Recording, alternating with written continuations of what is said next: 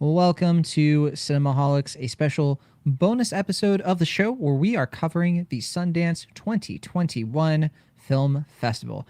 I'm John Negroni from the Cinemaholics main show, and with me I have my usual co-host from Pittsburgh, Pennsylvania, pop culture writer for Cinema Blend. It is Will Ashton. Hello, hello. And our special guest, he's been on Cinemaholics so many times, we're starting to think that he will never leave. It is Cory Woodroof. I don't want to pay rent, but thank you. Welcome. Squatters' rights. Coming to us from, of course, Nashville, Tennessee, forgot to mention. Cory, how are you doing? I am good, John. How are you? I'm good. It's always fun to talk to you on Cinemaholics and beyond. And we have just come out of it. We've come through something pretty unique, the three of us. All three of us attended this year's virtual Sundance Film Festival, and I believe it was the first Sundance for both Cory and Will, correct? It is. Yeah. Mm-hmm. Which is great. It's not, I think, what either of you might have envisioned if you ever considered doing Sundance for the first time. I was going to be asking about that because I wasn't sure like how this compared to a normal year. I mean, obviously, there's a little bit more like momentum, like you're going places and like a bunch of people are around, and it's probably more like ceremonial and stuff like that. But Oh, yeah. the experience of like finding these films and stuff, was that similar or was that also completely different? Was it similar? No, not really. It really, Okay. it's a totally different thing. And we're going to be recapping definitely like our experience with the festival, how the virtual stuff went over. And of course, we're going to be discussing some of the buzziest movies that came out the fest and our favorites, of course. And I think between the three of us, we saw almost everything, I want to say. There's probably only like maybe 10 or 15 films that we didn't see. I'm just guessing, though.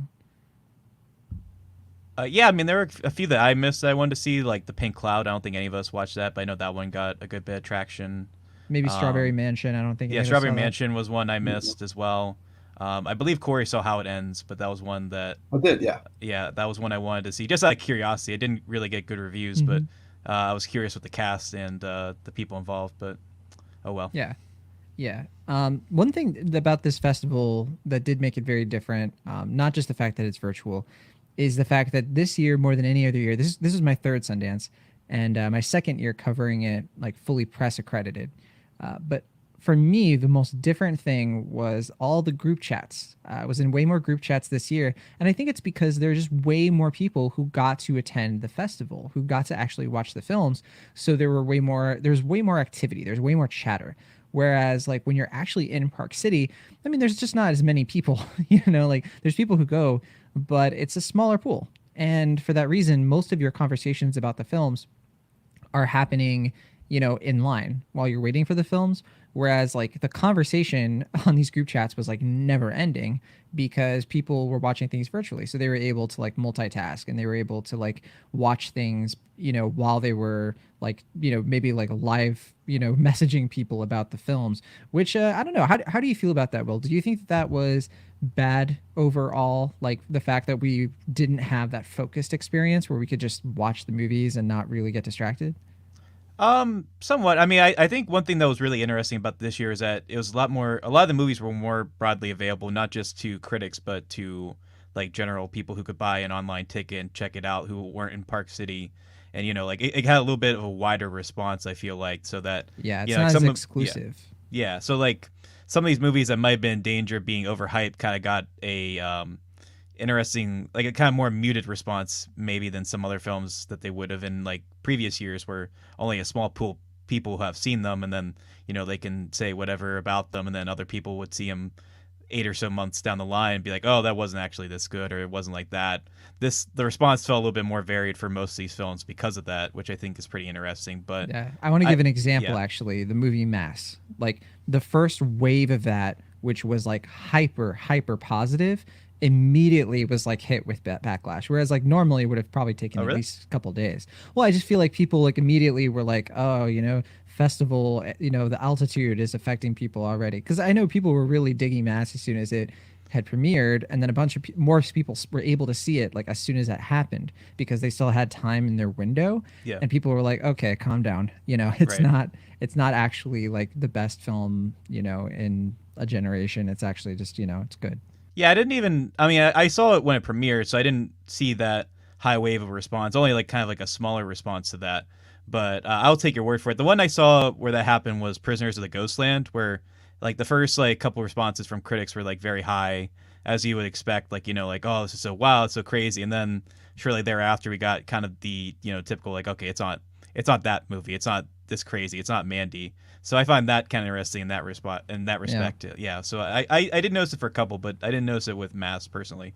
Do you agree, Corey? I mean, do you think that this whole experience was it challenging? Just like I mean, okay, it's not challenging in the sense like we were comfortable. We were able to like watch these films kind of at our leisure a bit. But I mean, do you think there were some pros and cons to that?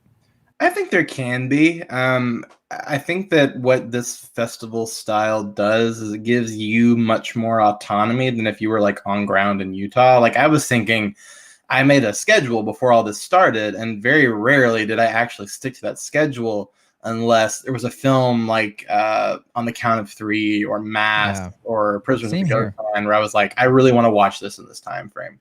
To kind of be at the point where it's like, this is something I was really looking forward to beforehand. So I'm kind of like, I don't know, like there were some movies where it's like, if I had showed up to the theater, I would not have left and I would have stayed and watched it. But I know there were a couple where I was just kind of like, I'm not really into this.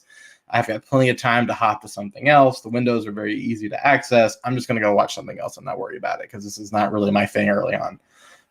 And I feel like obviously cell phones are difficult because it's just like when you stare at a TV screen for 12 hours, like actually during Mass, I actually paused the movie for like 30 minutes because it's like, I kind of needed just like a half second to catch my breath because of the intensity. But then like my wife came home and we kind of talked for a second and I restarted the movie. Like, it's such a weird way to consume film in this way. Cause again, some of these movies will be things we hear about months from now. And I think that the hype machine of festival reactions, I think sometimes like it is a bit like hearing like a really fire and brimstone like sermon at church where people get on those like spiritual highs and then you kind of come back to earth and everything kind of calms down. But I feel like that happens every year. Like, you know, I remember when Me, Earl, and the Dying Girl came out and I love it. But like that just got rapturous praise and I think it's wonderful. But you know, and that's going to win Best Picture. It's this new emerging amazingness. And I think Alejandro Gomez-Rejon is going to be a really good filmmaker if he finds the right project. But that movie never went anywhere. And I think people thought it was going to be Little Miss Sunshine. Oh, absolutely. The prototypical Sundance hit that like everybody's talking about. And then they just sort of assigned that praise onto Me and Earl, the Dying Girl a little preemptively. Well, it's partly, I think, like the altitude, I have to assume. But I think it's also like the idea of like being in this moment where you discover that next great film. Yep. And I think everyone wants to have that moment where it's like, oh, I was there when this happened. Like I was here when Little Miss Sunshine premiered or whatever. And it's like, you know, it's easy to get wrapped up in that. This is my first Sundance, as we mentioned, so I don't know if that's going to be the case for some of these films like later on, how they're perceived, but it is easy to kind of get wrapped up in that response when you see some of these films for the first time and like knowing that you see a film that could very well have that response, but most of the time won't.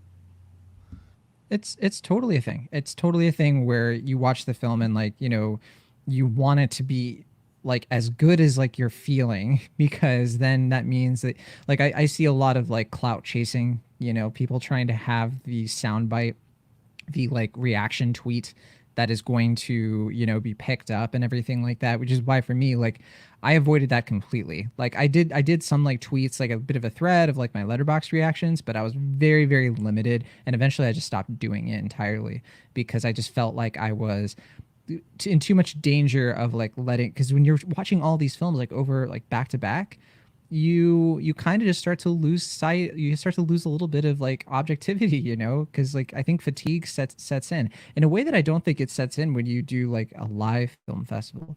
Because like in a live film festival, I just feel like when you go from theater to theater and you have more like decompression in between the films, which is hard to do in the virtual sense, I think it's a lot easier to like go in with like a clean slate. Whereas like in the virtual film fest, I found myself watching things back to back because I didn't have time otherwise. And I had times of decompression, but it was like few and far between. I know, Will, that was a thing for you too. Cause like I would hear you be like, oh, hey, I just started this other thing because like you have no choice. You have 4 hours. Yeah. Everything became a movie at that point. Like when I went to get lunch, that was, you know, like this groundbreaking new achievement that is challenging the norms and all this stuff. So, yeah, I mean, Break won the next award. Right. Exactly. Yes. But I do think it's interesting that I think comparatively to at least last year or the few other years, this is considered the weaker Sundance, and I'm curious if it's partly for what you're suggesting, John, which is that because it's such a more insulated year where like everyone's kind of processing these movies at once, and there's the online reactions, but for the most part, everyone has to kind of like sit with these movies and realize that like, you know, a lot of them are good, some are very good, but a lot of them are just kind of fine or average, and I'm wondering if that's partly attributed to the fact that it was online and people were just with their own experiences with the films and they didn't have that collective response, or see it with a crowd where they get so like warped up in a movie like that. I'm very curious if that was part of the reason why that happened. My opinion is that I was definitely under the impression that it was one of the weakest Sundance film festivals in recent memory for me, like probably the worst one since like 2017. And I say worst just in the sense that it was like a lot of middling films. It wasn't a lot of like wow must sees. However, I think the second half of the festival is where that completely changed for me. I think I was just like backloaded or something, because literally the last day of the festival when we were catching like the awards films, I ended up seeing like 3 films that day that were like 3 of my favorite films of the whole festival that were better than a lot of the films I saw last year. So that's just how it worked out for me. And I think it kind of plays into this whole like tricky territory of like when you're doing this virtually, it's so hard to know what to see when you can't really have like in real life conversations with people at the festival, which is such a big part of it, because you can be talking to people in real time. You can like people overhear your conversations and they're like, oh, I saw that, here's what I thought of it. And now it's instead like people are just going on Letterboxd, and because they have everything in front of them, they're determining what they're going to see only based on like aggregated social media reactions, which I think is not great. Because then I found myself doing that where I was like, well, this movie has like a bunch of 2.5s on Letterboxd. I don't know if I want to risk not, seeing that when I could be like, using this on-demand screening that I have for this that's about to expire. You know what I mean? Cory Woodroof. Oh yeah, I mean, I cannot tell you how many times like I would watch or not watch a movie based on what I was seeing online. I mean, and what you guys were saying, we had a little group chat going on the whole time, and like I remember when Wild Indian like had premiered, I remember Will was like, oh yeah, people are saying this is really, really good. And I was just like, oh, I want to hop into that immediately because, I've got this window here and I don't want to use up one of my like secondary screenings tomorrow. So I'm going to hop on this right now. And it ended up changing where my schedule was going. It's one of those things where just like, I think people forget that opinion is so varied. And we have such a weird sampling of where people's opinions are. And you have so many factors. I think another factor to really think about with this festival is we've all been watching movies on our TV for an entire year. So it's just like there are some movies during this festival. And I felt this all through last year where I thought, like, is this going to be better if I watch this in a theater? Like, am I going to have more of a positive experience engaging with this film if I'm able to see it the way that it was supposed to be seen? And obviously, there's something you can do about that. But I think when I've seen so many, this is the first time I've ever done something like this, because I've done the Nashville Film Festival a couple of times, and I've seen a lot of movies in a very short span of time. But I've never engaged with film like this where I have not known a single thing about what I was watching going in outside of very rare, single reactions. And then I'm watching that on my TV for the first time. So it's such a weird filter to put on how we're engaging with stuff. But I also feel like that there's this strange quandary, right, of what social media is doing to influence when you have so much availability between you to make choices. Because I'm guessing there are so many logistical nightmares of doing this festival on ground to where it's like you don't really have a choice at times. If you hear one thing is good and another thing isn't good and you're there for the other thing, it's like, well, that's like a 15, 20-minute commute. I can't do that. Yeah, the theaters are spread out. You have to like, the movies are playing like all across Park City, and in some cases even in Salt Lake City, which is like a 30-40 minute drive, and it's January, so it's hard to get around if you don't know how to drive in the snow, stuff like that. I would say like I really want to say the two films I felt that way that you mentioned, Cory, of like I wonder if I would have liked this more in a theater, were Prisoners of the Ghostland, which I really wonder if that would have clicked with me, because I ended up not caring for it. The Nicolas Cage one where it's like Mad Max with like, samurai or whatever. It couldn't hold my attention. And I just found it like very uneven. And the other film is We're All Going to the World's Fair, which I feel like I should love. like I'm sitting there and I'm watching it, and the whole point of that movie is, but I think the whole point of that movie is being sucked in this like dark theater, like a Paranormal Activity sort of situation, and like that's where the dread and the horror comes in. But I think like because I'm watching it and on this monitor, I'm not really like in the right atmosphere for this film to work, I guess.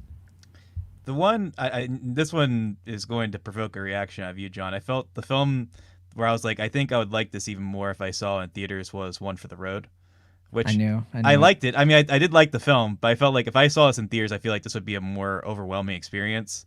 But watching it at like, 12 o'clock the last day of the film festival, I felt like I think part of the burnout might have affected my appreciation for it because it is, like this 2.5 hour film that it is pretty taxing to watch at that point. But yeah, I mean that I definitely had that there, and to a lesser extent I feel like even though I really like Judas and the Black Messiah, I feel like I probably would have liked it even more than I already do if I saw it in theaters, because that was a film that I feel like was made for the big screen, and it felt very odd to see it premiere on a computer screen, at least in my perspective. But We yeah. should actually talk about it. Wait, how did you both watch movies? For me, I watched them on an LG 5K display. So it's like it's a big 5K display. And if I wasn't liking it that much and I was like group chatting, I was pretty particular. My rule was I never used my phone. My rule was I always had like the movie playing like half the screen, and then I had like the group chat right next to it, so I could do both things, and which I still feel like is a bit of a cheat. I did not do that That for the films I explains really it. liked, though. Okay. Yeah. The other thing that I did was I went on walks.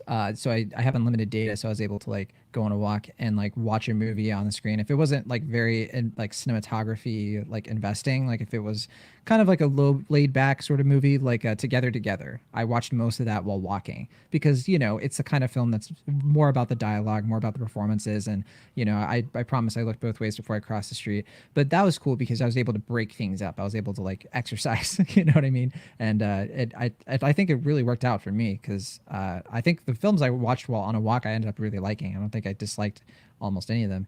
But what about you, Corey? What was your format?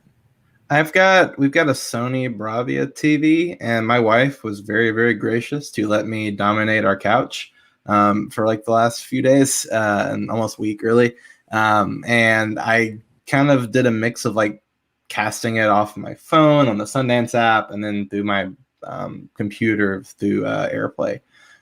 So it was kind of like how I've been watching movies. So obviously I haven't been to the movies in forever, like an actual sense. So I've just gotten so used to watching movies at home, and you kind of had to force yourself to do that, long, long ago. But it was weird. It's so weird. Like Will was talking about Judas and the Black Messiah. It's like I went and see Tenet in the theater, and I remember I saw that trailer in theaters, and I'm like, that would be such an amazing movie to see with the sound and just the performance like in that big way. And I ended up watching it like on my television, and like later in the day. So it was a strange way of engaging with film that way. Yeah, I wanted to watch things on a TV, but I just couldn't because my partner like usually works in our living room because of COVID, so would not have been very fair to her. So but I had a whole office to myself to watch all of these. It was very comfy and cozy. I had my space heater, so I was very content. What about you, William Tyler? I know that you probably watched most of these from the Pittsburgh library. Yeah, pretty much. No, I watch these all. Yeah, all these on my computer. I probably have the setup to watch them on my TV, but I wasn't 100% sure, and I didn't want to risk like, like some tech mishap or something like that, or if my family wanted to use a TV for whatever reason. So I just decided to watch them all on my computer, which is a bit of a bummer, only because like some of these movies, I think I would have preferred seeing on a screen that wasn't a few inches wide. But I mean, I think seeing them by myself in like kind of like basement area here was at least interesting in that I could feel the Park City experience of being cold, and like if a movie wasn't that good, I could kind of feel that miserable experience of like being cold and frustrated with a film that I wasn't quite connecting with and stuff, which I think is probably the closest I could get from my home to the Park City experience, at least based on what you have told me in the past, John. So I did my Absolutely. best. Yeah. Absolutely. All right. We're going to talk about our favorite films of the festival, and then we'll end with like just a general, like overall, what the film is kind of meant to you in like more of a general sense. But before we talk about the really good stuff, was there one or two films you want to say that maybe disappointed you a lot, or are so bad that it's actually worth mentioning? We'll start with you, Corey. I don't know. I don't remember you disliking things that much. Although I remember you mentioning a few that you did not care for. It's tough. One of the movies I was really excited to see was How It Ends. I like Zoe Lister-Jones a lot. I think she's a very talented actress. I think that her voice is it's very refined for where she is in her writing career. And I was very curious to see what she would bring to the table. It's clearly one of the movies that was shot during the pandemic. So obviously we're about to see just a boatload of movies that are based on the pandemic. It's going to change the way a lot of narrative storytelling is just done, because you're going to have like, oh, it's going to be this quirky comedy about people who fall in love during a pandemic. It's going to be that across the board. But this film like tries to use the cleared streets in LA and everything to like mimic like an end of the world scenario. And it sounded really good on paper, but it's just one of those things where I imagine that like the production was very enjoyable and the ideas popped on the page when they wrote it. And it was great getting like all these cameos in place, and, they kind of just let it run the way it was. But I just didn't think the film really connected at all with what it was trying to do, with like a bunch of inside humor, which to me is kind of the main pratfall for a film like this, is that like you think this is funny, but I may not think this is funny.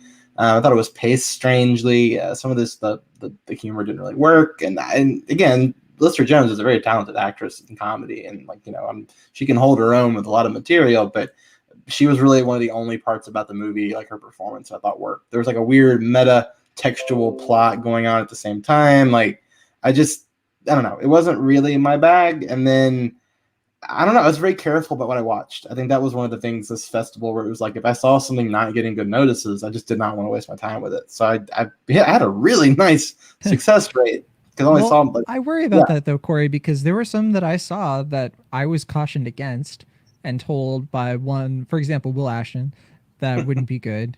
And I was like, well, Will, I think for myself, bro.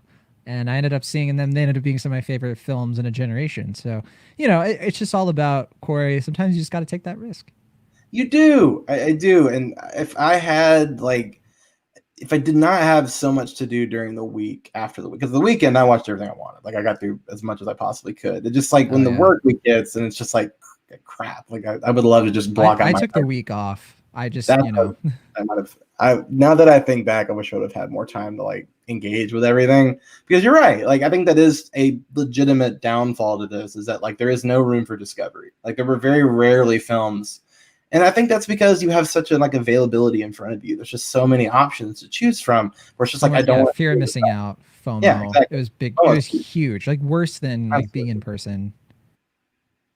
But it's interesting, and I kind of am with Will on First Date. Like I liked Tyson Brown a lot in his like performance, but I thought that film was obviously kind of cloying in the way that it's just so obviously referencing other stuff. But that's also a movie where it's like I'm not really going to remember much about it in like a week. Like it's just kind of a blip on the radar. But those are the only two. That's legitimately the only two films where I'm kind of like, I don't really think that was that good. Everything else I saw was either like good to great. All right. What about you, Will? I mean, I know there's a couple that you did not care for, and I think we share one of them, but I'll let you. Yeah. I mean, there are only two films I saw that I thought were genuinely like top to bottom bad. One I think was meant to be bad, so I'm kind of wrestling with how I should approach it. And the other one, I think, as Corey mentioned, was First Date, which I think was trying to be this kind of cutesy, nostalgic film that was referencing a bunch of filmmakers. And I seem to be on the outskirts, because most of the people I've seen responding to it are not overwhelmingly positive, but they're like, yeah, it's cute, it's fun. And I just don't know what movie they saw, because the movie I saw was just I found very tedious and frustrating and full of itself in a way that I found pretty insufferable. But like Corey said, I do think that lead performance in that film does carry some decent weight and helps to gloss over some of the difficulties I had with the narrative and the supporting characters. But the movie that I think you're referring to, John, is, and I gotta make sure I say this right so I don't swear on the air, but Mother Schmuckers, You which did is it. Yes. I think it was French, right? The French Yeah. comedy that's trying to be, from what I can tell, basically John Waters' Dumb and Dumber, which on paper sounds amazing. It sounds Like like I for think that us. sounds like this. Yeah, it sounds like a fun, like especially late in the festival or late night into the festival. Like it's fun. It's 70 minutes. It could be really goofy and silly and sweet, and it's obviously trying to go for this like sort of transgressive anti-PC comedy, which I think I almost want to give it credit for being as like deliberately stupid as it wants to be and so against good taste and everything that it's trying to do. But I ultimately just found it was crass for the sake of being crass, and it's like after a point, it's just like it any sort of like quote unquote shocks that were supposed to be elicited kind of got dull just because the movie just has no like real desire to do anything besides being like cloying and like cutesy and poking the bear basically. And I don't know, I just found it to be nothing really worthwhile, and I Yeah. can see why it's got such a overwhelmingly negative response. I'm not quite as negative on it as you and a few others are, but ultimately I can see why that was considered the worst of Fest, and it would be for me if I didn't Yeah. see First Date. um Yeah. yeah, The only reason I gave it, so on Letterboxd I gave it 1 star. I didn't give it half because at least it was only an hour and 10 minutes. it That is was very its short. one saving grace. Hmm. Yeah, this movie is just awful. Easily the worst film I've ever seen at Sundance. Like, I far and away, just terribly acted. Terribly, like, the staging is horrible. There's no coherence to it. It's just trying to be stupid for the sake of it, and that can be okay in some contexts. But yeah, no, I this movie I think people should actively like steer clear from unless like they I mean I know there's an audience for it out there, but like nobody I know, so I'll put it that way. For me, yeah, I mean that was the only one I outright disliked, like heavily disliked. I mean there were just some films that I thought were more mediocre than they deserved to be, and there were some films I was really surprised, like really disappointed in, like Glitch in the Matrix, which was the last film I saw because I saw that today, um, after the fact, and I just was like, my word, like, how is like my philosophy course from my sophomore year in college more insightful about the Matrix than this documentary with a great budget and really great like techniques and ideas, and or not ideas, but I guess like the way they sort of like illustrate their points. But I've just never been more like underwhelmed by a documentary with this kind of like subject matter. Like it's all about simulation theory, and I found it to be completely like dense with itself. It like dovetails into like, you know, this whole like true crime thing that I'm like, okay, that's not okay. Like if you're gonna bring these things up, like discuss them, analyze them, bring people on who have something insightful to say about them besides like basic platitudes you can read on Reddit. Like that just felt to me like a very generic, Reddit post, and it's just like a sampling of all the comments. Like I found it very odd, and I really disliked the overall message of like what they think the Matrix really represents, which I think is like just so basic. So I had a pretty poor reaction to it. Other than that, though, lots of really good documentaries, and I already mentioned I was pretty disappointed in Prisoners of the Ghostland, and I already mentioned We're All Going to the World's Fair, which are films that I think in theory really work, and I And I like appreciate them them. so much. Yeah. And I hope they find their audience. I Hmm. hope people see them and like them more than I did. One that really let me down though was Marvelous in the Black Hole, which Oh has yeah, like a same here. great real Hmm. Perlman performance. It has like so many great things going on, but it just makes it's like forced errors or unforced errors. It just like there's weird like random violence. It doesn't know if it wants to be like a tween film or just like this bizarrely randomly dark film at times. It was very odd. Well, for me, I felt like there are two films that throughout the festival felt like your quintessential Sundancey type movies, or at least your quintessential coming of age Sundancey movies. One was Coda, which won the grand jury prize, which I'm sure we'll talk about more in a little bit, It's the and big one. the other one was the Marvelous in the Black Hole.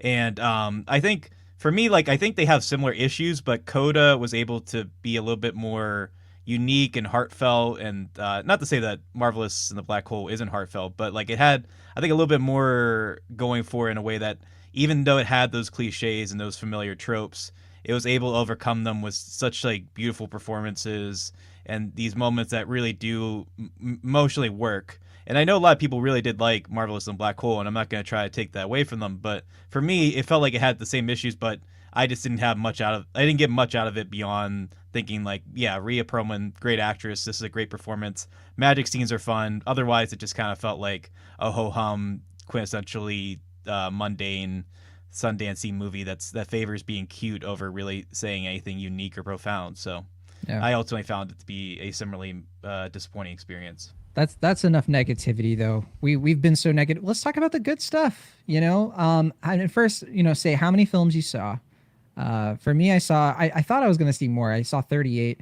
I miscounted, but 38. That's like a few more than I saw last year, which kind of is mind-boggling to me that I saw just as many like in person. I don't know how that happened, but regardless, this is one of those years where there were fewer films than ever. And we're not ranking, anything. You're just sort of like bring something up that you feel like you want to get off your chest. Could be your absolute favorite. Could be one of your favorites. Corey, we'll start with you. Starting with how many did you see, and which one do you want to bring up first that warmed your Sundance heart? I feel like a lightweight here. I saw 22, which to my wife makes her eyes want to like pop out of her head, being like, "How many movies did you watch?" But then it's like, well, I know people watching in their 30s. Like it's strange, but like I feel like that's tremendously a lot of movies compared to normally, like to my normal slate of how I watch things. But I would like to have seen, but I don't know. I feel like I saw everything I had a strong desire to see, which is kind of what I would hope out of a festival like this. I kind of got everything off my list I was like super excited about. But there's one movie that, I mean, there are a handful of movies I saw that I think are legitimately great films. I think they're movies I'm going to be thinking about all year long. Like I remember I texted a friend after watching one of these where I was just kind of like, if I don't see anything else for the rest of this year, and that's my favorite movie, like I'm going to be set. And that was On the Count of Three. I think that film is absolutely magnificent. And it's one of those things where it's like, I kind of wanted to check myself a few days later. Like, what do you think about this? Did you get that festival bump from this? And I genuinely think it's a great film. I don't think it's, perfect, but like, then again, I feel like that's a silly qualifier in general. Like it's just such a risk. Like it could have been a disaster. Like I genuinely feel like that film could have been like a Day the Clown Cried level disaster if they had handled it improperly. Like a film that would not get distributed in any way, shape, or form. But it's just got such a tender heart dealing with such just bleak subject matter, and the fact that it finds just this dangerous level of satire and looking at desperation, but it buoys that with so much hope and really undercuts why the satire works. And Gerard Carmichael, I think, is going to be a legitimate force in directing. Oh, yeah. I think he is incredibly talented. I think his voice is so unique. There's not a ton of people, I feel like, that are working in that type of space. He does. He reminds me of what Hiro Mari is doing in Atlanta. I mean, it reminds me of that level of just like, I don't know. I feel like people say like WandaVision's like David Lynchian, but to me, it's legitimate, like going back to Lynch's roots and looking at the way that he kind of unfolded his realities and the types of observations he would make about the world around him. I definitely was not thinking of David Lynch during On the Count of Three. Interesting. At all. Interesting. Yeah, I don't know. I didn't think of David Lynch either. I was thinking of like classic like 80s buddy comedies, but like mixed with like an A24 sensibility. Interesting. Yeah, I was thinking along the lines of like you said, Atlanta, but like with a kind of Safdie brother edge to it. Yeah, I can see that. Yeah, there's definitely like a Safdie blend in there, but I don't know. Blue Valentine came to my mind. Blue Velvet popped in my mind when I was about to say Michelle Williams, really? Yes, I mean the same hair color. It's a delightful film. I mean, they're both very tragic films, I would have to say. But I don't know. That one is like, if I had to pick one, well, there are a handful of people I think that are going to come out of this festival that are going to have very advantageous directorial careers. But that one just hit me with a shovel. It's just such a beautiful, but it's bold. And I just feel like that when you take risks like that with telling stories that could potentially be so problematic, if you pull it off and you pull it off with such grace and such tact, it's just like, I can't wait for that to get distributed and that to find its audience. Like, I don't think it's an awards film or anything, but like, It will easily be one of my favorite movies when the year is said and done. I cannot Same, yeah. say enough good things about it. I think it's probably going to come out in the summer, and it's going to find definitely like a Yeah. more avant-garde audience, like the typical A24 fashion. I could see it being like the uncut gem slot of like the holiday season, but I don't think it's an awards film, like you said. Not that it shouldn't be, but yeah, I mean it's one of those movies, and I think all three of us consider it one of our favorites. Not to speak for Will, but yeah, I mean it was the first film I saw at Sundance where I was like, okay, this is like what I came here for. CODA was the first thing I saw, and you know I really enjoyed CODA. CODA is like an obvious, like, of course, like it's a big crowd pleaser. I enjoyed watching it a lot. I had a lot of personal, you know, flavor with it, and I really appreciate it.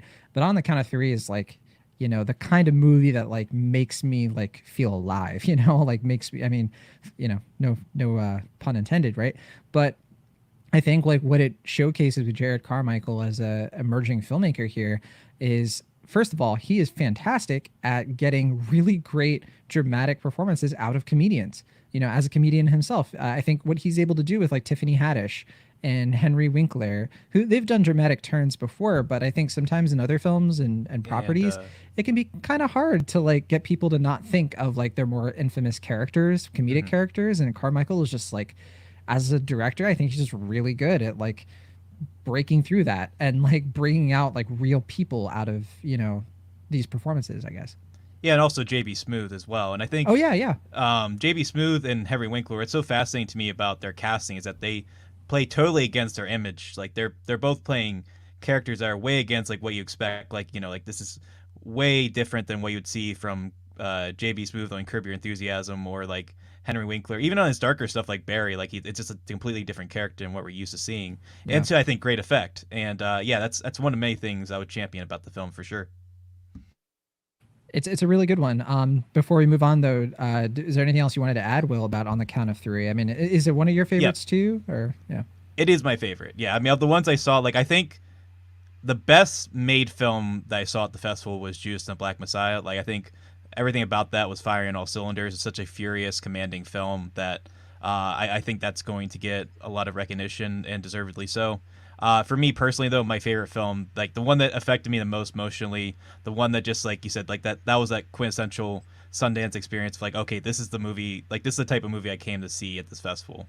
That was that movie, and like you were saying, like Cory, where everything about it could have easily fallen apart at any given moment. It's like this kind of like House of Cards, where it's like everything about it could easily just crumble if they took a wrong step or did a wrong thing. And that's not to say it's perfect. Like there are a couple, you know, there's a couple moments where it's trying to be kind of edgy that it didn't work for me, or kind of soured the tone a bit. And there's a couple things that happened towards the end that I'm sure are going to divulge into some heavy think pieces. But I think what it does so well is so astoundingly good that it just works. It just goes against all perceived knowledge of like what you would think it could do, and just becomes even better. I don't want to hype it up too much, because I imagine some people are going to see this in a few months and be like, oh, it wasn't that great, or like, oh, it was good, it was amazing, because I've seen that response from some people, and I understand that, because it is, you know, it's a difficult film because it deals with very heavy subject matters in a kind of light and flippant way. So I can understand if it's not going to appeal to everyone. But for me personally, I was like, okay, this is my bag. This is definitely the type of film I like, and I'm just so very happy that it worked as well as it did. And once again, I think it proves that Christopher Abbott, no offense to Adam Driver, is the best Girls alumni. I think he is doing some of the best work, some of the most interesting work. Huh. I love Adam Driver too. I think he's a fantastic actor, but Christopher Abbott's a secret weapon for indie movies. You put him in your movie, and it's like, I don't know, he takes it to an 11, I think. Yeah, I mean, he's just doing some really great stuff, and I mean, he's thriving right now, I think. Yeah, I'm really excited to see his career go forward. And like you two were saying, I'm very excited to see if Gerard Carmichael continues to make a film, continues to direct films, I mean, because I would be very excited to see his directorial career after this. But I think no matter what, I'm going to... yeah. Sure. I mean, no matter what he does, I'm very curious to see what he does, because he's such a boundary-pushing comedian and entertainer that it's clear that he's going to have a pretty outstanding career. And yeah, that's one of many reasons why this was my favorite film of the festival. Back to Christopher Abbott, I did see him in another film, World to Come, which is like the annual, or I guess biannual at this point, get it? A lesbian period romance. It's every year. I mean, it's becoming like every 6 thing months? of like white lesbian period romance. It's like, It's a lot. I mean, we just had Ammonite at TIFF.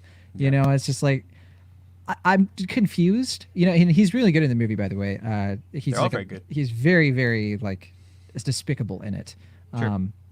But my word, I don't know what's going on. I think one movie we didn't see that like kind of is supposed to play with that a little bit was I don't think either of you saw RJ or whatever it is, a Romeo Oh, Juliet R plus hashtag J. thing. Yeah. Yeah. No, there were a couple films that when I saw them on the program, I was like, I am just going to stay clear of this. No thanks. And one of them was that. It just was like, Romeo and Juliet for the TikTok crowd. And it's just like, nope. You can have that one. That's not for me. You don't have to see everything. Oh yeah, Will, how many films did you see? Oh, I saw 43 films, but keeping in mind that I saw 6 in advance. So if you tally that up, like it probably was about like 37, 38 films during the actual week of the festival. So I'm about the same as where you were, but I mean, I saw one in advance and then I saw one after. Okay, so we saw about the same throughout the week, I guess. We were close, on margin of error. error. Yeah, sure. Well, it was hard because there were some days where I was able to watch like I think the most I watched in a day was 8, and which I think was a record for me. I don't think I've ever watched 8 in a day before. I know I've seen 7. I don't advise it. I mean, it's not good. Yeah, I was gonna say if you have the opportunity to watch 6 or 8 films in a day, I would maybe consider what you're doing because after a point you're just like, you're just a little tapped out. But well, I thought I was gonna see more, but what ended up happening was like the last couple of days, the more films I was seeing were longer than I expected. So like they were eating up more time, and I was like, oh, I actually don't have time to see all the films I want to. It ended up working out because like the last couple of films I saw were some of my favorites. So there you go. You mentioned Judas and the Black Messiah, and refresh my memory, Corey. I don't think you said you saw this one, or am I wrong? I did right at the. That was one of the last films I watched. I was able to sneak it in on Wednesday. That's one of my favorites. I like Will, I just thought it was terrific. I mean, it's just, you already mentioned it. I think this is like one of Kaluuya and Stanfield's best performance, and it's crazy because like that's saying a lot with these two guys. And I think this is Stanfield's movie. I think that he kind of owns it. And I was looking into some of the history behind the film afterward, and I was like, oh my word! Like I thought some of it was way more fictitious than it actually is. But I mean, it really does like cover a lot of like real events that I was not aware of at all. Which I was aware of like Fred Hampton and the Black Panthers, and we kind of were reminded that with Trial of Chicago 7 and everything, where I think like Calvin Harrison Jr. played Fred Hampton in a very small role. But seeing it played out like this, I was pretty blown away. It was directed by Shaka King. Are either of you familiar with Shaka King's work? I know of Newlyweds, which I believe is a film he made before this. I remember hearing about it when it premiered at Sundance, but I did not see it.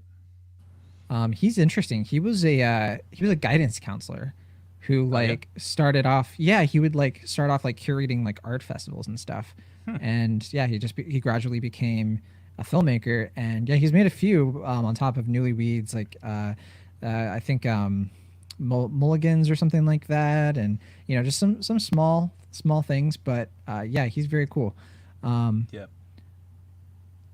So okay, Cory Woodroof, what's your next favorite? What's another one that you talk about? It's tough because like there were so many interesting narrative films, and I think I'll just go ahead and bring it up. I think having a discussion, like a mini one on Mass, would be interesting. We're going to talk maybe about some of my docs I liked later, but Mass to me is such a fascinating. Sermon has begun. Yes, it has.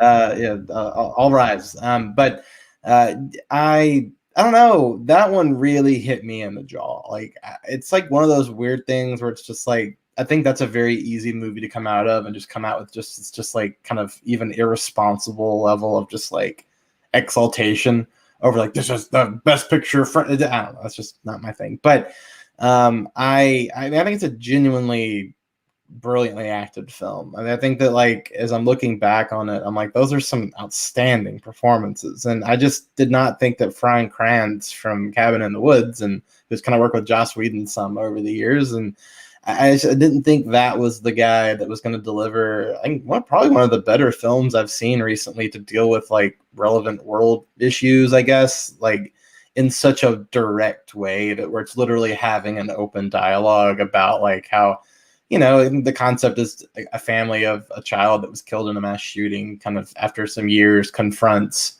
after some time in like a very open way the parents of the child who shot their son and killed them. At the duress of the film's main character, of course, Linda, who yes. she may not be in every scene, but she haunts the entire picture.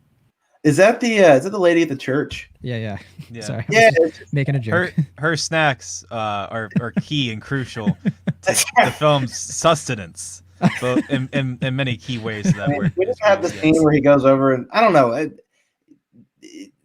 That movie, it's tough. I mean, it's like one of those things where I think there are like moments here and there where Kranz like tries to show that he knows like how to direct outside of just like shooting performance. I think it's actually a pretty strong direction for just letting these people go off. But I don't know. I think that movie has this just valuable sense of just like being able to acknowledge just the unquestionable just mess of what happens when the worst thing in the world possibly comes into your lap, and how do you deal with that. And I gotta say, like, I think that Jason Isaac's really good. Martha Plimpton comeback is here. I think she's going to legitimately get some more work because of this performance alone. Raising Hope, no, yeah, she's raising hell. I liked Raising Hope. But Ann Dowd, I'll be honest with you, I don't know of an actress right now who scares me more than Ann Dowd. After I would say character actress Margot Martindale. She's great. Now Margot's my girl, but Margot doesn't scare me quite like Ann Dowd. How is there not a movie where they play sisters or something at this point? Oh my god, yeah, that's true. I would watch that movie like 18 times. Like, just please give it to me. But she is transformative in this. Like, I hate doing the Oscar handicapping this early, but like if she winds up getting a supporting actress nomination next year, it's like well deserved. Like, it wouldn't surprise me at all, because she is, to me, one of the most valuable character actresses we have. What she is able to do to mix in just this just urgent sense of dread through just kind of like this very casual, like her character in Hereditary is still, like, to me, I think that was almost the scariest part of that movie. Just the way she slowly seeped into that family's life and just the way she would react to things. But in this film, it's just the uncomfortableness of having, the way she plays the mother of the shooter and how she tries to bring in empathy when, as an audience member, you don't want to feel it. It's just like this, but it's just like, but that's the difficulty of the film, is that it's trying to get you to have these really uncomfortable conversations within yourself. And, it's definitely, I think, going to hit some people different ways because of the way it's staged. It does feel like a play. It does feel like something you would go, see off Broadway somewhere, but I just, it's such an interesting movie. And I think it deals with the subject matter so effectively. But I got to say, if I had to pick one performance out of Sundance, it would be Dowd. Great movie. I really enjoyed it. And I do think it'll probably get some awards recognition at some point. It's weird to me, though. It doesn't feel like a Sundance movie to me. It feels like a TIFF kind of thing. But I don't know. I've never. I was gonna say Tribeca. Could see Tribeca for sure. Or like New York Film Festival or something like that. Yeah. Yeah. But okay, Will, what's your next favorite you got for us? Well, yeah, like I said, after the count of three, I'd put Judas and the Black Messiah. But after that, I would have to say my favorite documentary of the festival. And like you were saying, John, there are quite a few documentaries that premiered at this year's festival that I thought were quite good, or at least very interesting. But the one that unsettled me or got me like the most like shook up in some way or another was the one that I think is going to probably be among the most divisive, which is All Light Everywhere, which is the surveillance film that I forget the filmmaker's name off the top of my head, but that's a film. I thought you were going to talk about President. I like President a lot. Yeah, I mean, President is in my top 5 as well. Okay. I think it's Theo Anthony, by the way. Theo Anthony, yeah, that's it. Yeah, I mean, and I would say President, not to give anything away, but I would say that film, sorry, my phone's ringing. That film is the one that knocked out Cryptozoo for my top 5. They're watching you, Will. Yes. But All Light Everywhere, this is such a like dense, hypnotic, and very unruly type film that I imagine some people are going to write it off instantly as being, like whatever, like pretentious or indulgent or, unseemly in some fashion or another. And, maybe it is, maybe it isn't. I don't really care. But I will say that when the movie started, I was watching this at like 11 or 12 at night after 4 or 5 days of the festival, and I was like dead tired. Like I could barely keep my eyes open. I thought I might not be able to finish it. And by the end of it, I was like wired. Like I was up for like 2 hours afterwards, just because like what this movie was doing. It just got me, got on my skin, and just like gave me a jolt. And I think it's the filmmaking. I think it's the topics are being discussed. I think it's the boldness of how it's approaching it in such a like kind of like theological, philosophical way that is asking all these deep questions and approaching in a way that's so layered and thematic that I don't know. I could definitely see this one being a divisive film as it goes along, but something about the kaleidoscopy, or what's the word? I forget what it is, but it did a number on me, and I think it's one of the movies that got the most of a visceral reaction from me, and I'm very excited to see what the response is, because it did a number on me, certainly.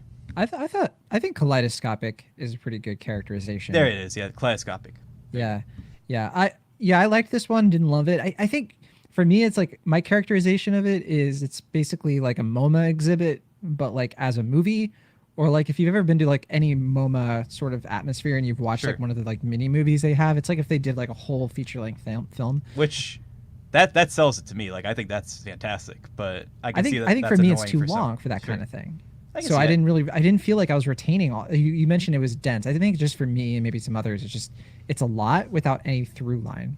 So that's why I was kind of like, I guess I thought there was, but I think it's not directly thorough line. It's a lot of things that seem kind of inconsequently misconnected, but to me, thinking back on it, I thought they all tied together in a really fascinating way. But it's definitely unconventional, which I think is going to Very upset some unconventional. people.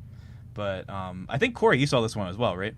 I did. I think it's startling. I mean, I think that what it does is what I think is just what I love about documentary filmmaking, and just this. It feels like a very roundabout form of investigative journalism, with the way that I think it just so openly studies, like police body cameras are huge. Like that's kind of like the fixed point in which he's kind of studying and builds around that, and just the fact that we might not be equipping police officers with body cameras that are necessarily going to help depict truth in those moments, like especially when things get violent, just like puts scorpions under my skin. Just like that terrifies me to think that that there are powers that are working to help subvert technology to make it more appealing for people to purchase, that might favor situations and skew narrative in a way that kind of helps those in power. And I think that's just like, because it goes back and studies how the camera and the gun are kind of interlinked, and just the dangers of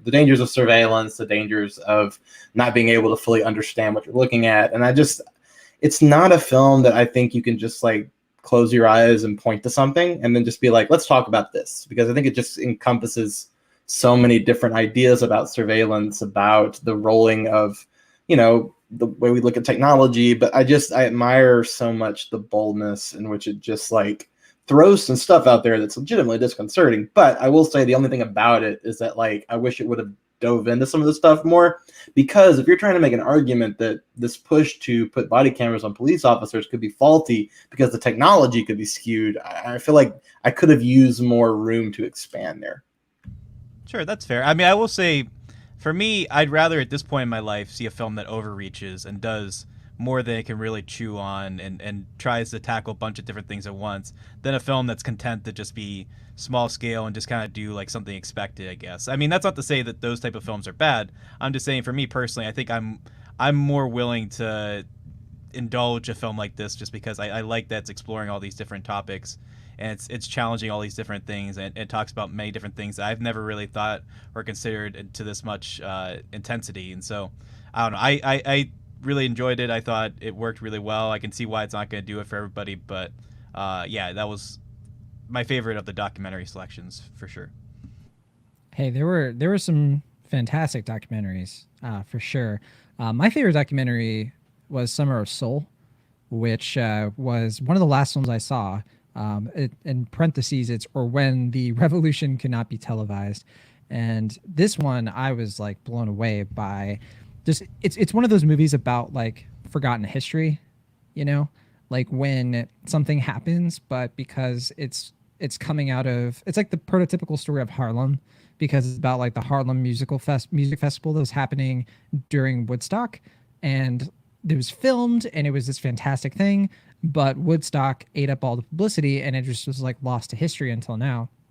And this was the Sundance film that like got me out of my seat. You know, I was like dancing, you know, in the room, just like the music is tremendous. I can't believe how well filmed it is and how Questlove was able to just like stitch this thing together from all this archival stuff. And it's just such a shame that it had to be released, you know, like 50 years or 60 years actually after the event itself, because they just couldn't release it. And it's just such a beautiful, wonderful watch. If you like, it's not really a concert film in the traditional sense, but it's definitely a film that like it music is all the way through it, and particularly like Nina Simone's like portion of it is just like jaw dropping. It's just one of those documentaries that I think is near perfect. Like I wouldn't change a thing about it, honestly.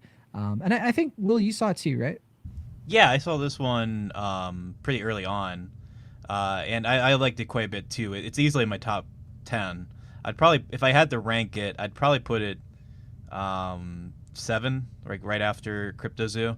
I really enjoyed it a lot. I think it's easily one of the most entertaining films of the festival, and for many of the reasons you mentioned. I think it just captures this moment in history that has mostly been forgotten, or in many cases has been completely forgotten, because I mean, obviously I didn't know anything about it, and I imagine most people who go into it won't either. But there's just so many individual moments that stand out to me, particularly one involving a montage with the moon landing in conjunction with the music festival. That is just one of my favorite moments of any of the movies we saw at the festival, just for what it's able to accomplish and how it's able to show this point in history. And it shows to me that Questlove, he isn't just lucky that he has this footage. Like, he clearly has some talent and some passion as a filmmaker that suggests that he, you know, if he wanted to pursue this more, he could probably do some really interesting and cool things as a filmmaker. And I'm excited to see if that's the case. But yeah, as far as this film itself, I think it's definitely a lot of fun, and I'm very glad that Hulu bought it, because I think it'll do well in their service. So a lot of you listening, you know, you've probably caught on at this point where you're like, that's strange. It seems like every movie John talks about, Will's seen too. And here's why. Here's what kept happening throughout the festival. I would watch something and be like, I liked this. And then this wasn't Summer of Soul, by the way, obviously. It's the other way around. But then Will would be like, all right, I'm going to watch this movie now. And then he would break my heart and be like, the movie sucks, John. You were wrong about it. So this happened 10, 15 times, I think twice. No, actually, sorry. I think it only happened once. In any, like, in a sense that, like, you saw something, were floored by it or loved it, and I saw it and I didn't like it. And I think the film you're referring to is Superior, which, I mean, there's Wild Indian, which admittedly I saw before you, which I also didn't like, but you did. And Cory liked it as well, from what I can tell. But I don't know what was going on with Wild Indian. That's in my top 10 for sure. That movie is terrific. I was like, I don't know. I feel like we're still working through that one. I want to understand. I know I'm not work for you. I know I'm not alone on it, because the reactions I saw on Letterboxd were pretty mixed. But I don't know. I'm glad you guys got something out of it. I didn't get whatever you two saw out of it, and like I said, I heard all this hype beforehand, so that might have prevented me from enjoying it in full. But I don't know. But Superior is one where I like the look of it and I like the concept, and I think the approach to it is very acutely funny at times. I just don't really think it adds up to a whole lot, but that could just be because I saw it at a certain point in the festival and I wasn't able to give it my full attention, and I just kind of took it at face value and just like, okay, whatever, and moved on. But I'm very curious. That's one of the ones I wanted to talk about with you the most, just because I just want to know what in particular about that film stood out and why you consider it one of the best of the fest. Because I'm not trying to be critical. I'm not trying to dismiss what you got out of it. I'm just very curious to know what it is that you actually got out of the film. Yeah, I mean, Superior is about, it takes place in the 80s, and it's about a pair of identical twins who basically switch places, but in the context of a crime thriller.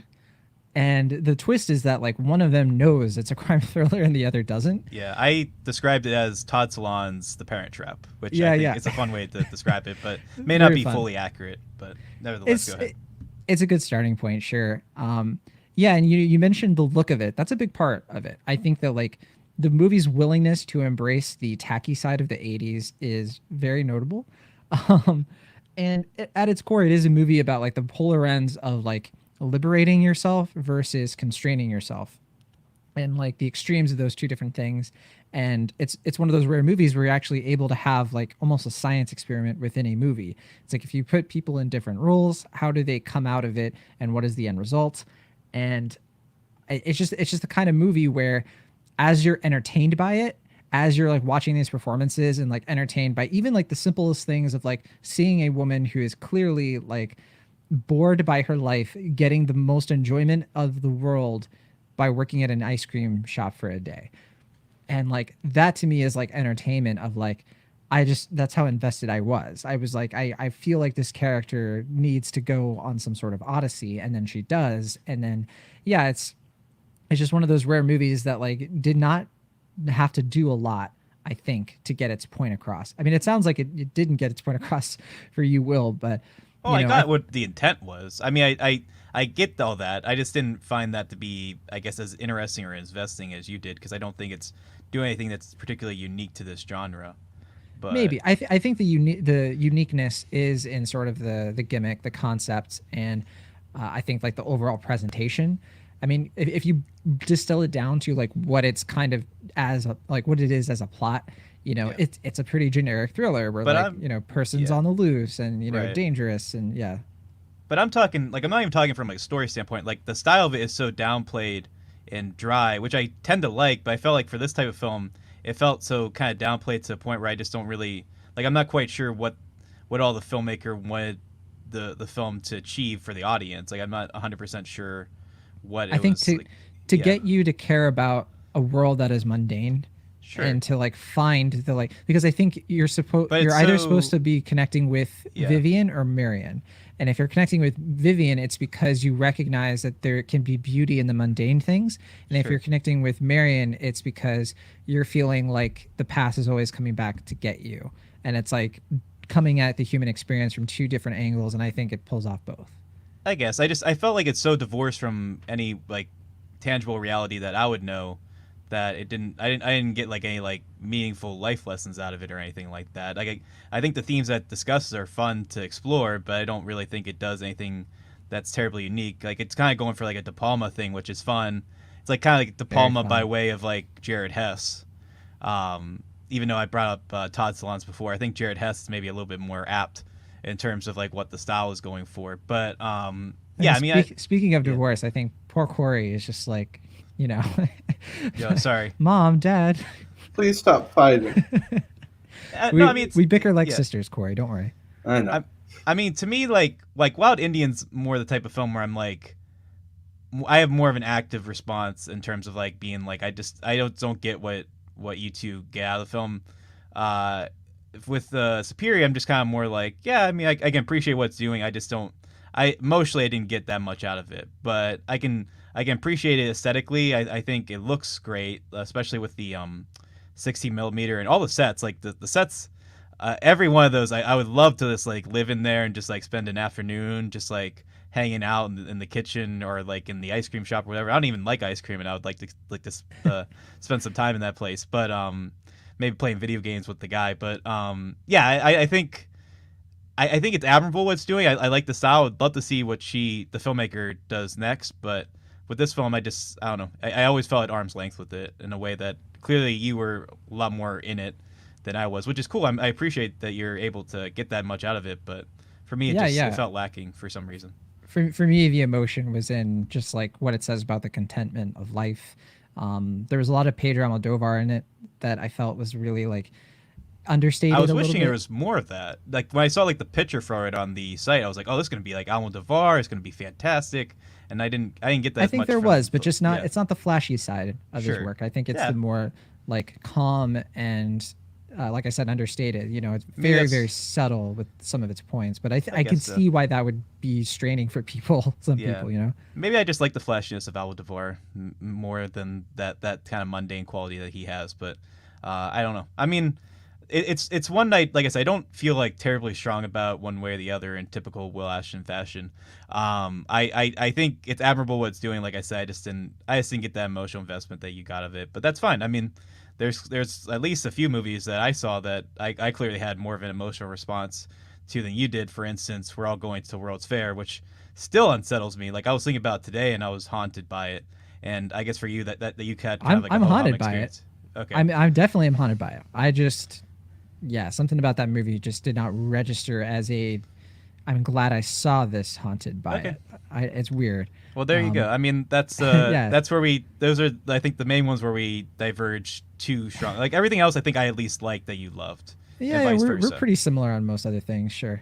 Sure, but yeah, those are like the three where we clearly had some divide, which happens when you watch 40-something movies in a week. But there you go. All right, Corey. Will and I we went through our stuff. So we'll take it back to you. Let's wrap this thing up. Go ahead and list just one or two more favorites that you just want to highlight, and then we'll start to wind things down from Yeah, there. of course. One of my legitimately favorite films I saw that whole festival was Flea. I think Flea is marvelous. Like, I'm a sucker for animation. I've not seen Waltz with Bashir, so I am kind of getting Very in. good. Sure. I hear it's very, very good. And I heard that was referenced a lot when talking about this film, since it's kind of taking on like a documentary style with animation. But I thought it was outstanding. I mean, just if you're looking at just such a fascinating like duality of kind of a young gay Afghan refugee who's coming out of the Mujahideen, and just his journey of what he and his family had to go through just to get on solid ground, and just the ramifications of how he has to grapple with how he's weaved his own life's narrative as the years have gone on, and kind of, the dueling identity between who he becomes and what he is, what he has been, and just the tender heart that it has for, I think at times, what very sadly gets politicized, and just, looking at people who are leaving countries, and, just kind of the hell they have to go through just to be able to say, like, I'm safe and I can be somewhere where I can kind of start again when the world that I'm in kind of falls apart.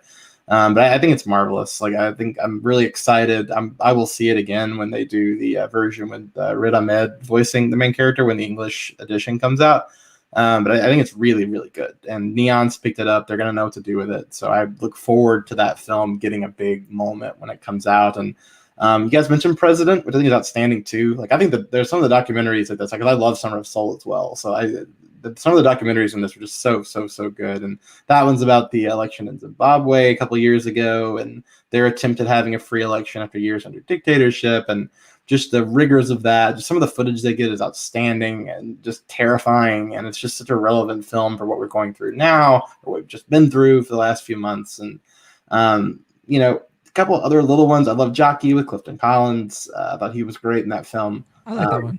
It wasn't as amazing, but I definitely can see why it's getting all the love. I mean, it's pretty good. And I guess the only other film I would bring up is just being like, I would hope people watch it when it comes out. I really, really liked, I like Together, but I think one of my favorite other narrative films was the new Ben Wheatley film, In the Earth. I find myself thinking about that one a lot. And for movies that were made in the UK during the pandemic, it is much, much, much better than Lockdown, which I think is a terrible movie. I just regret having watched that. But In the Earth is kind of like a Annihilation meets 10 Cloverfield Lane with like some sprinkles of like midsummery folks horror put into it. I'm not quite as well versed in Ben Wheatley's filmography as others, but I'm really interested to go back and look now because of the way he kind of mixes in just this like mundanity of living through a pandemic, and the treading lightly ground we're all in right now, but this is just like grand folk horror about our relationship with nature, and the difference of people trying to find meaning at things at times that doesn't really have a lot, which I think is what people can tend to do in moments like a pandemic, and the extremes people will go to try to reason in their mind why things are happening. It's a very compelling movie that I feel like gets better and better the more I'm removed from it. So I'm excited to see people. It's a big improvement over Rebecca, his last film. Yeah, I mean, the only thing I disagree with you, John, is that, or John, with you, Corey, is that you just want to disagree with me, Will. It's like... Sure, it's in my nature. Yeah, it's like another thing, John. Yeah, no, I like In the Earth. I definitely think it's a better film, like you said, than either Rebecca or Lockdown. But it's the one that I think of the ones I've seen at the festival. I've actually thought about the least. Like I kind of forgot about it until now. In terms of like Same here. yeah, like I was like I like what it's doing. I just don't think it fully comes together until the end. Interesting. Like Yeah. and I think the end is just like 100% pure Wheatley, nutsiness that I really enjoyed. But I felt the build up to it was just kind of like mixed bag. Like some of it's fun. There's like one supporting character in it that's just so maniacally goofy that I appreciate a lot. But yeah, I appreciate the film. I like it. I definitely think it's a worthwhile watch. I would say it's probably towards the middle of the ones I saw at the festival. Fair enough. It's weird. Like I feel like for pandemic content, because we know it's coming, like we know we're going to spend the next couple of years just parsing through pandemic movies, and eventually a film will probably win Best Picture that's about the pandemic. You're going to have great pandemic performances and crappy versions of it. It's just, I don't know, it's just so interesting that this is kind of like the ground level films that we're going to get. And I was very enticed by the way that it dealt with things. And, it's probably, I think all the films that I mentioned are on a different plane, but just kind of, because I watched it at midnight, so just for that midnight vibe and enjoying the movie right before I go to bed, like I dug it, and I hope that if people like that type of movie, that you see it, because Neon will put it out sometime this year. Yeah. And to answer your question, Corey, the movie you're talking about that's going to win Best Picture is Ron Howard's Fauci, starring Tom Hanks. Oh my gosh. Okay. Or Tom Hooper. It could be Tom Hooper. Okay, Will Ashton. Any last couple of favorites you want to mention before we finish this thing out? Let's go. Let's hear all about it. Yeah, like we said, we mentioned President, which I agree with Corey. I think that's just a first-rate journalistic account of the Zimbabwe 2018 government election. Just harrowing stuff to watch, and I believe, John, you got to sneak it in towards the end as well, so you have seen it. I really like that one. I think it's on the cusp of being great if we got a little bit more perspective from him. I think like he seems like maybe a little bit the presidential candidate. I think I kind of wanted to know a little bit more about him as a person beyond just like his political speeches and his interactions with his staff. But beyond that, I think everything it does is just incredibly well done. A lot of incredible footage. There's a protest scene that's like some of the most like shocking documentary footage that I've seen in a good while. But yeah, I mean, in addition to those films that we mentioned, one other documentary that I really like that, unfortunately, I think is kind of getting a muted response from the rest of the festival. So this might just be more of a me thing, but I know Corey has seen it as well, which is The Most Beautiful Boy in the World, which is the documentary about Bjorn Anderson.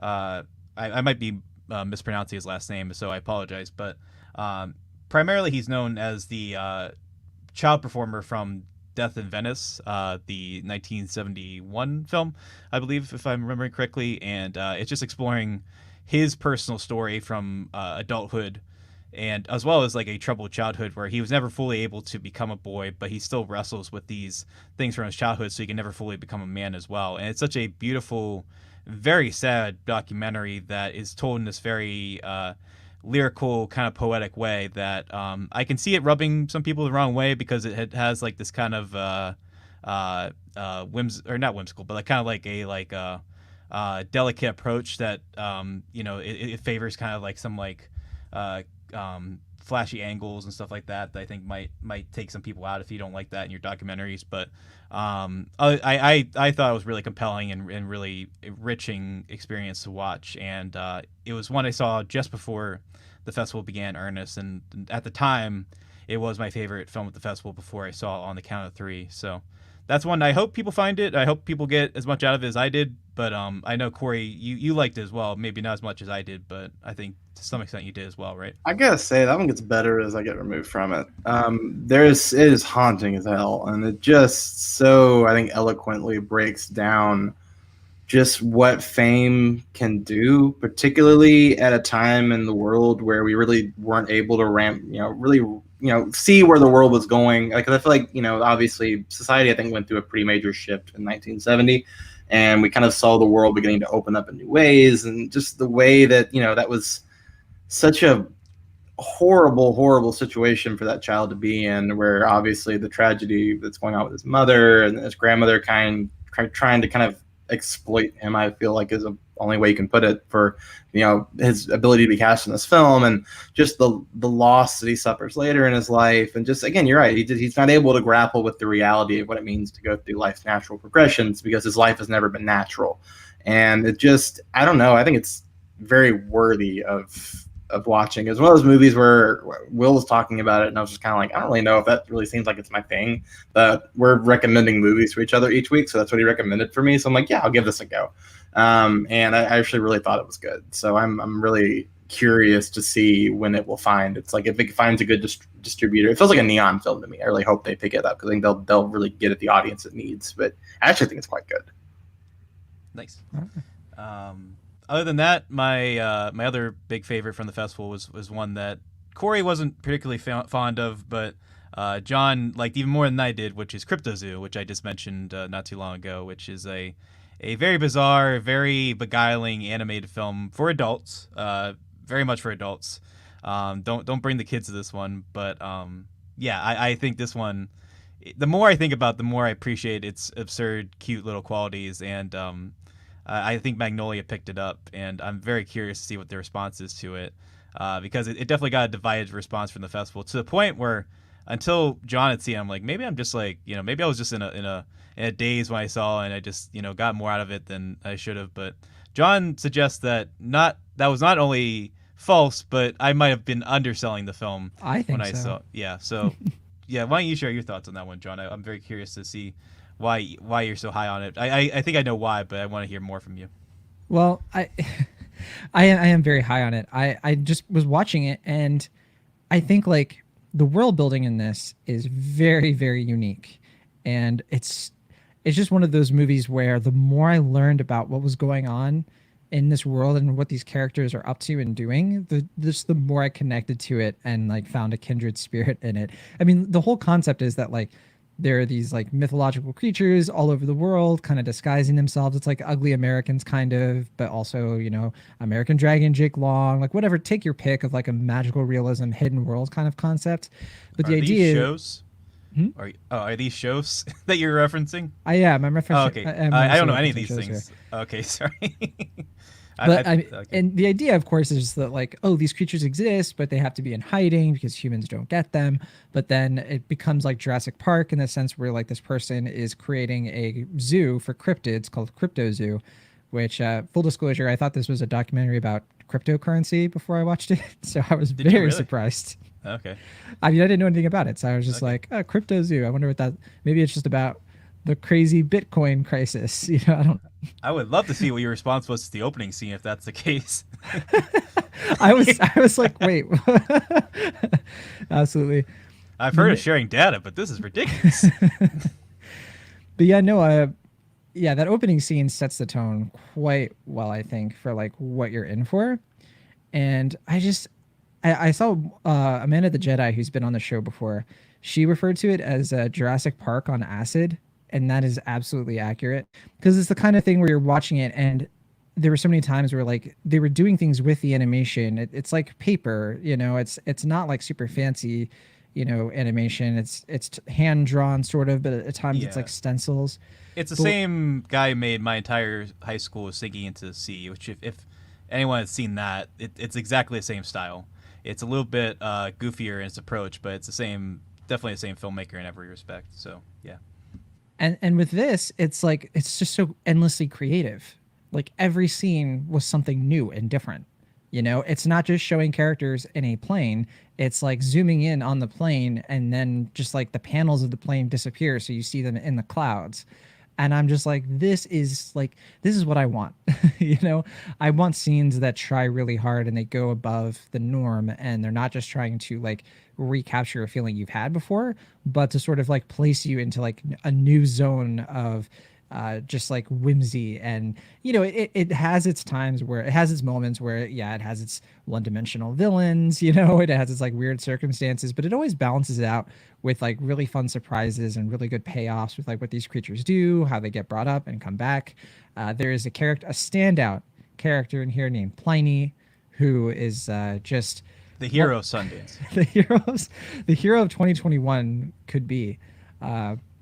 So yeah, I'm just absolutely in love with Cryptozoo. I want to see it like so many more times. It's my kind of jam. It really is. I think that some people, it's not their thing, Sure. and I don't know what is, but for me it is. I don't know. I think this is the one though, Will, where like I was very happy that I liked this, even more than you did, or like Yeah. we're close to it, because it's just such a wonderful little gem of a film, and I'm so happy that Dash Shaw was able to make it, and that he was able to like really make something that he wanted to make. I get that 100% from him. Like I don't see like any compromises in the story or the characters, any of it.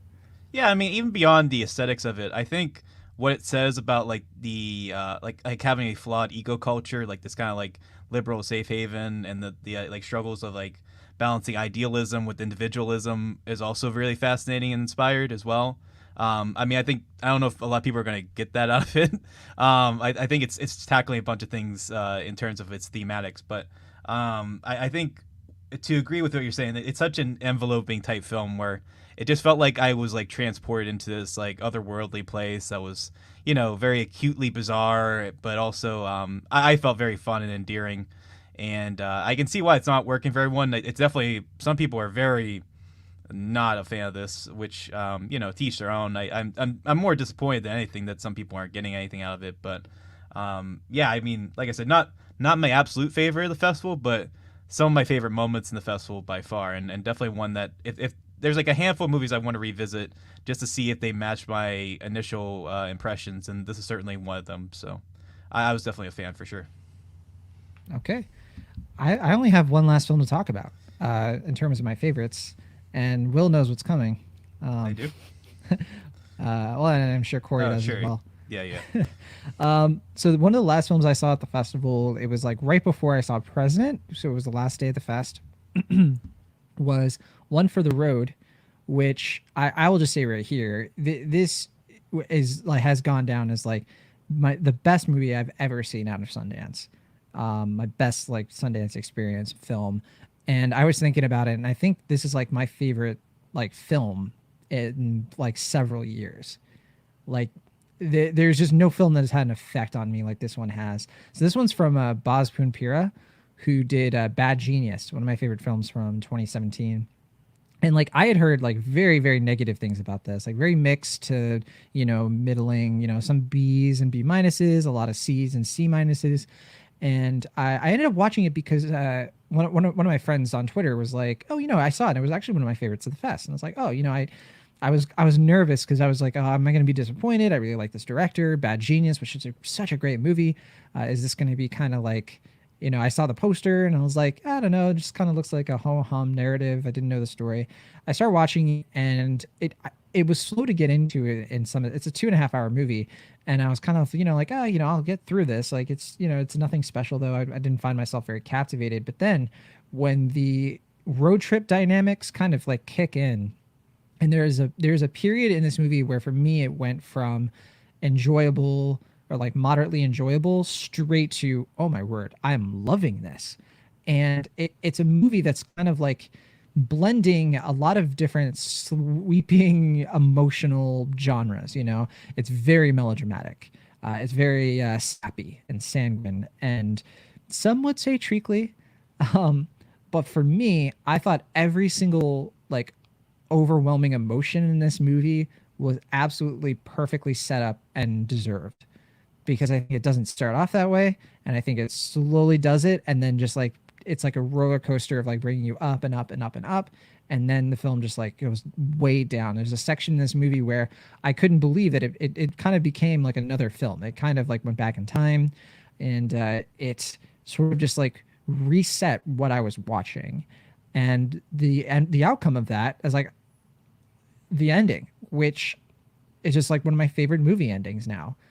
This is like one of my new favorite movies. I mean, I have that shot like stuck in my head, like and it won't get out. This is a Thai film like Bad Genius, and it's wonderful just for the discovery of it. Even if you don't like it even close to as much as I do, I think that people will have a lot to appreciate about like being able to explore Thailand in this new way. and seeing all these different locations and kind of like examining the experience of like people who move to America from Thailand and then what it's like going back. It's a movie about relationships and your exes and using like pop culture and even something like mixology and making drinks as a way to sort of like cope with heartbreak. It's stuff like that that is just so original and so different that when I see these reviews and people are just sort of like, yeah, this thing is just nothing. I don't feel anything. And I'm almost jealous because I ended this movie and I was like happy sobbing, and I'm not, I get emotional during movies. We've talked about it. But like this is the second time in a month that I've actually like sobbed during a movie, and these are the first two times I've ever sobbed during films. So that said, I think this has something to do with me, maybe. I think you just need to see. I think you need to stop watching buddy comedy dramedies where one friend has cancer. I think that they're doing something to you that's very upsetting and concerning. That I think you just kind of need to figure that out on your own. Perhaps. I genuinely, that is the weird connective tissue. I don't have cancer. That's not like something that's affecting me directly right now. So, for anyone I was who's honestly curious, going to ask that because I was like, is this like something in your personal life that I need to know about? It's not. Okay. No. And I definitely don't want anyone to get that impression because it's definitely not the case. But no, I think the universal themes of it has nothing to do with the terminal illness. It's all about, I think I'm a sucker for films that are mainly about friendship. It's why I really like Together. That was such a funny movie, but also such a great message about friendship. And this one I think is working on the same level. And like, I just like the movie that can do both. It can have what I like about romantic movies, but mixes it with like heartbreak, and it mixes it with friendship, and it mixes it with like broken friendship, and it does all these things at once. And that's why I just think that it's like a tremendous, masterfully done film, and I'm just in love with it. So this is gonna end up being like my rare like A+ film that I feel very happy about dishing, because it really is that for me. And I'm like genuinely upset that I can't rewatch it already. Like have been like sitting here being like, I want to watch it again, and calling I can't. the reps and calling the reps and talking to people at Sundance and having sternly worded phone calls and all that. yeah, play Yaya Ding Dong. Yeah. But no, Will, I think in your review you said that you liked it even more than I did.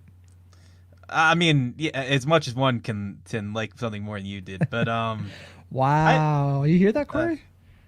It's full blast. That was snarky. All I'll say is I did like the film. I don't have that emotional connection to it that you did. I wish I did. Like I said before earlier in the episode, I think maybe it was just because I saw it at the very almost tail end at the festival. And like I maybe if I was a little bit more animated and able to kind of look at this film in a theatrical way, I could maybe get as much, if not, I don't know if I can even get more out of it than you did. But I there's a lot I like about it. I mean, visually it looks splendid. I do like the playfulness of the approach. The two lead performances I think are quite good. And I definitely appreciate all the little nods and winks to I hope I pronounce this right, Wong Kar-wai's filmography. Yeah. He's a producer on the film. One of the rare films that he's produced that he didn't also direct, which is pretty fascinating. I'm very curious to know how that came about. But there's certainly a lot of nods to his films that I think are fun. There's also a nod to John Woo's film that I was like, oh, okay. Yes, John Woo likes stuffs. But I don't know. I mean, I think for me, what kept me from loving it was the middle, which I felt a little bit repetitious to me in a way that made me feel the weight of it, and I think kind of took a little bit out of my goodwill out of it. But I think this is going to be one of the biggest crowd pleasers that comes out of the festival, and I think in a traditional year, like I can't imagine going from CODA to One for the Road and just like having such an overwhelming kind of emotional experience from both those films. I think, John, you would have to like collect yourself, I think. It's a good thing I watched one at the very beginning and one at the very end. But yeah, no, I definitely liked it. I mean, I think it's a good film. I enjoyed it, and maybe if I revisit later down the road, I'll be closer to where you are. But as it stands, I like it. Yeah. All right. I'm sure there is way more we could talk about. There's tons of other movies we saw, good movies that we just don't even have time to even get into. This Did is you terrible. I feel like I'm hijacking the conversation here. I feel like we have to say something about that a new Edgar Wright film played at Sundance. That's true. Sparks Brothers. Yeah, I didn't see it though. You two did, and you said good things about it. So Yeah, I liked it.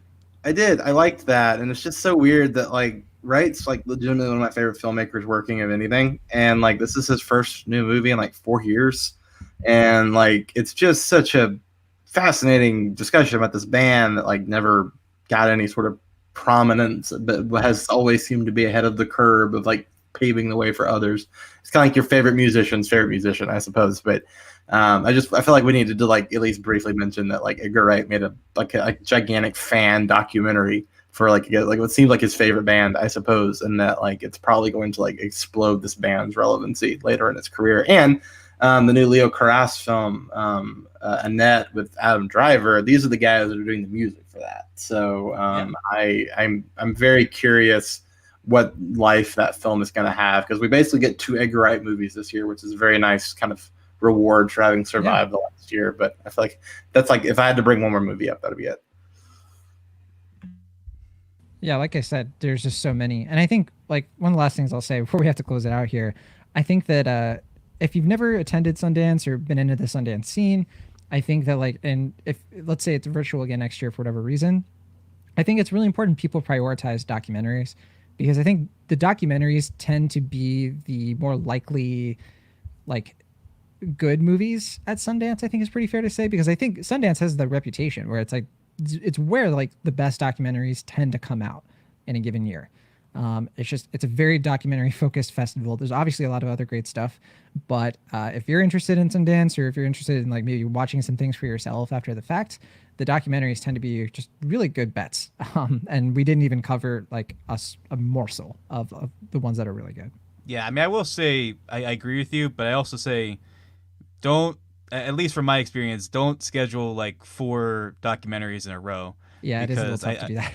It gets a little exhausting after a while, because so many of these documentaries are emotionally intensive and true to life in obvious ways and stuff. So definitely seek them out, but maybe squeeze in a black and white narrative film about a woman or man living their life and enjoying themselves in between. So I thought you were talking about passing, just because Oh, no, my joke there is that there are at least 3 films at the festival I saw this year that were slice of life, black and white period films. That Dog Would Be Quiet. The Dog Wouldn't Be Quiet, El Planeta, and Esa Planeta. Yeah, there you go. And Passing. Which I still haven't seen. That and Rita Moreno. I'm so behind. Yeah. Oh yeah, I forgot about Rita Miranda. I was like, I might check that out later, and then just never had a chance to check that out. But I'm sure it was fine. I'm sure it was even good. But yeah, I'm very interested in it, because it's definitely tied to my background, my interests. So yeah. Alas, that is all the time we have for our Sundance 2021 recap. And of course, throughout the year on Cinemaholics, we're going to be talking about these films and more throughout the year. So this was just kind of our early teaser. Hope you got something out of it. Before we go, Cory Woodroof, where can people find you online if they want to see more of what you're up to?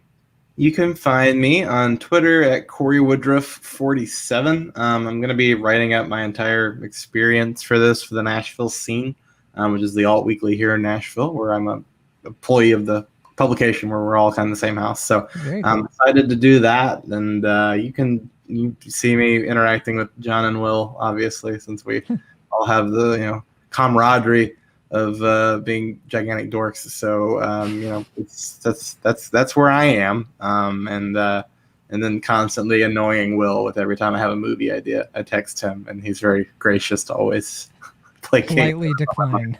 Yes. Oh man.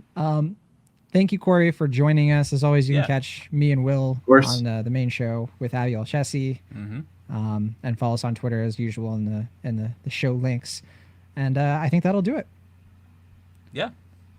All right. Well, from the Internet California, I am John Negroni. From the Internet Pennsylvania, I'm Will Ashton. From the Internet Nashville, I'm Cory Woodroof.